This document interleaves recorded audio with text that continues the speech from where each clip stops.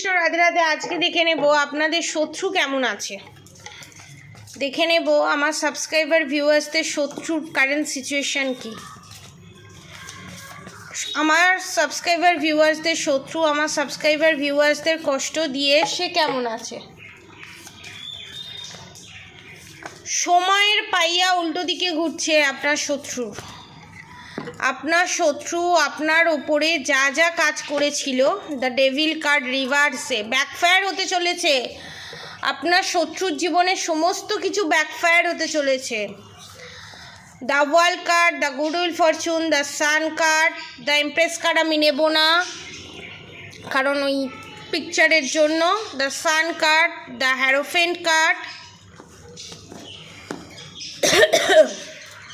The tower movement রিভার্সে। দেখুন আপনার শত্রুর যে ভালো সময় ছিল না, the world card, the goodwill fortune, the sun card, the hierophant card, তার সঙ্গে দ্য টাওয়ার মুভমেন্ট রিভার্সে, দ্য ডেভিল কার্ড রিভার্সে। আপনার শত্রুকে কেউ বাঁচাতে পারবে না। এখানে আপনার শত্রুর মৃত্যু যোগ আমি দেখতে পাচ্ছি এবং সেটা খুব খারাপ অবস্থা দেখতে পাচ্ছি। যাদের দেখুন আমি একটা জিনিস আমি এখানে স্পষ্ট দেখতে পাচ্ছি, আপনাদের সাথে শেয়ার করছি। যাদের শাশুড়ি আফটার 50, ঠিক আছে, 50 আপ বয়স, তাদের আর আয়ু ধরে নিন 1 বছর, 1 থেকে 3 বছরের মধ্যে, এবং অনেকের ক্ষেত্রে আমি দেখতে পাচ্ছি 3 মাস। এমন কোনো কঠিন ব্যাধি তার শরীরের মধ্যে ডানা বাঁধছে বা ডানা বেঁধেছে, তার আয়ু বেশি দিন নেই। একদম কনফার্ম চ্যানেল মেসেজ। এবং যে টাওয়ার মুভমেন্ট, যে black magic, evil I, negative attack আপনার ওপরে সেন্ড করেছে বা সেন্ড করে চলেছে, এবং এখানে আপনার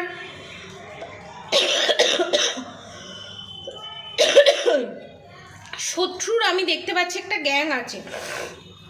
কিরকম গ্যাং? তার বোন বা দিদি বা তার ভাই, তাদেরকে দিয়ে এই সমস্ত কাজ করানো এবং সেগুলোকে আনিয়ে তার ছেলেকে খাবারের সাথে মিশিয়ে বা তার মেয়েকে খাবারের সাথে মিশিয়ে ডেলি তাকে খাওয়ানো।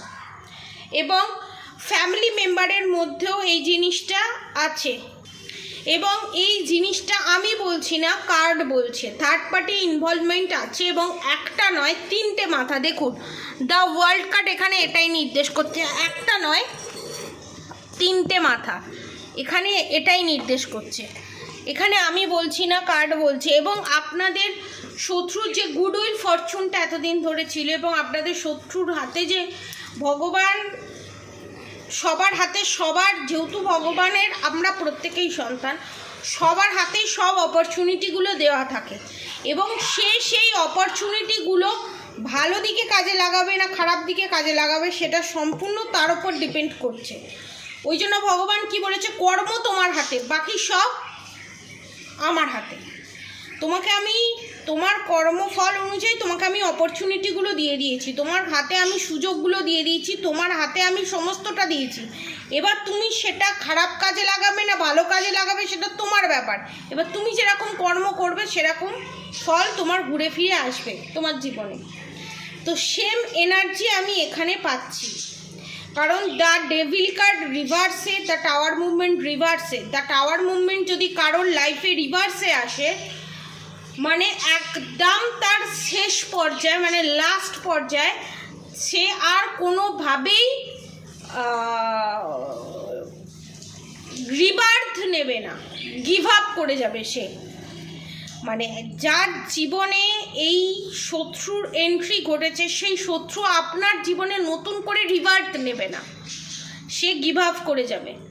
এবং এনার্জি ওয়াইজ গিভ আপ করা দেখছি, এবং এনার্জি ওয়াইজ ফিজিক্যালি ওয়াইজও গিভ আপ করা দেখছি।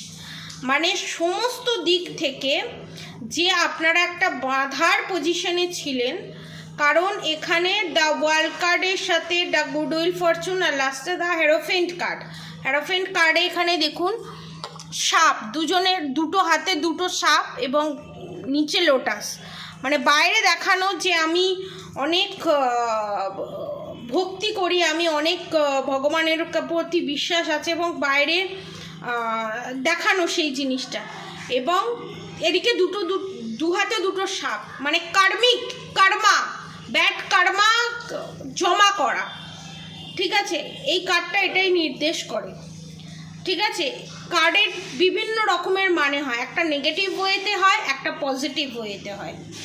তো এই জিনিসটা মানে আমার সমস্ত কিছু আমি জানি, ভক্তিপথে কি কি হয়, ভগবানের সেবা করলে কি কি ত্যাগ দেওয়া উচিত, ভগবানের সেবাতে এলে আমার এই জিনিসগুলো করা উচিত, এই জিনিসগুলো না করা উচিত। আমি বাইরে সেগুলো বলছি, কিন্তু ভেতরে কনস্ট্যান্টলি আমি অন্যের ক্ষতি চেয়ে যাচ্ছি, অন্যের খারাপ চেয়ে যাচ্ছি।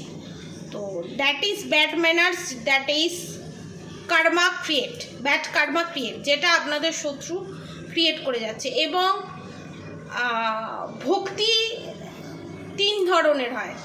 তামসিক ভক্তি একটা হয়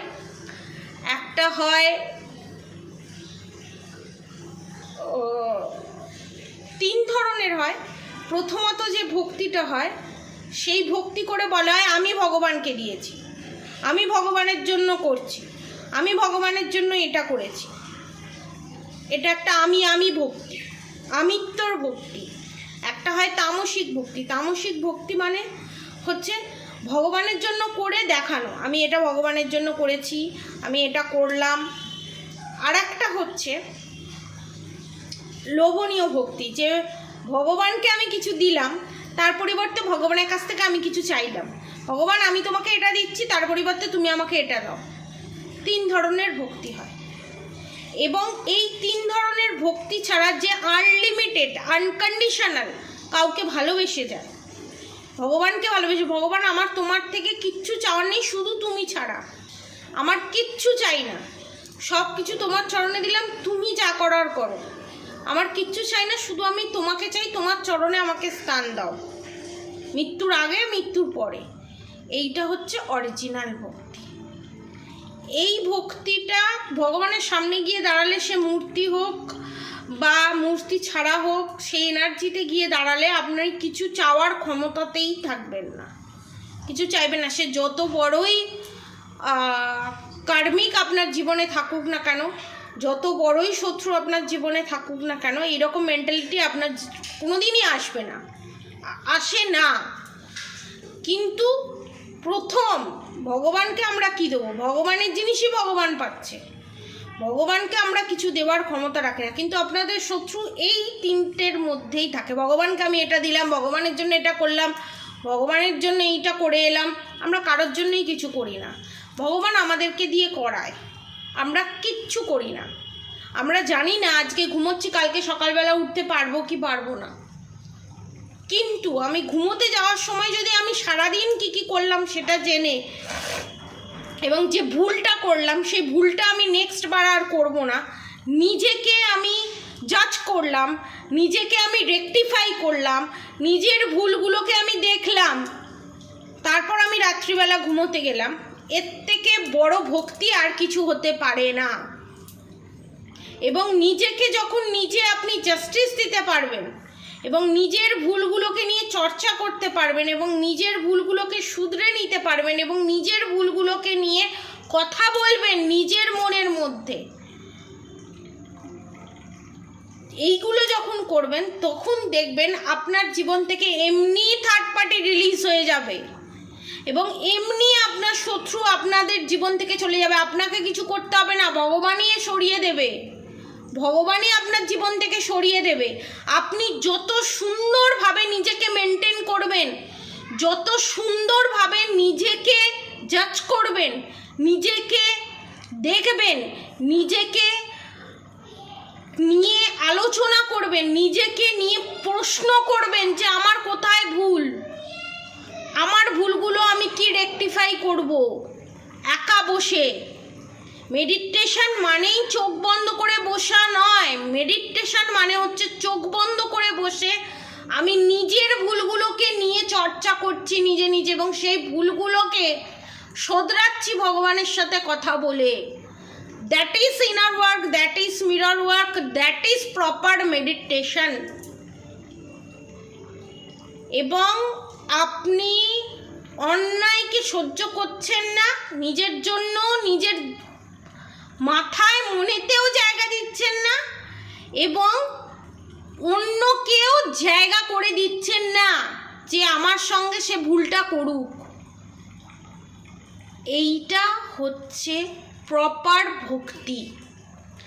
আমরা ভক্তির ব্যাখ্যা সম্পূর্ণ আলাদা করে দিয়েছি। শাঁখ ঘণ্টা বাজিয়ে পুজো অবশ্যই করব মানসিক শান্তির জন্য, কিন্তু মানসিক প্রপার যে শান্তি সেটা কিন্তু আমরা ইনার ওয়ার্ক মিরর ওয়ার্কের মাধ্যমেই পারবো এবং ভগবানের সাথে কানেক্ট হতে পারবো। আমি বলছি আপনাকে কোনো জন্ম নিতে হবে না, এর জন্মেই আপনার ভগবানের দেখা হবে, ভগবত দর্শন হবে, এটা কনফার্ম। পজিটিভ এনার্জি ক্লেম করে অবশ্যই কমেন্ট বক্সে রাধে রাধে লিখে দেবেন। আপনার শত্রুর কন্ডিশন কি সেটা আমি ডিটেলসে বলে দিলাম।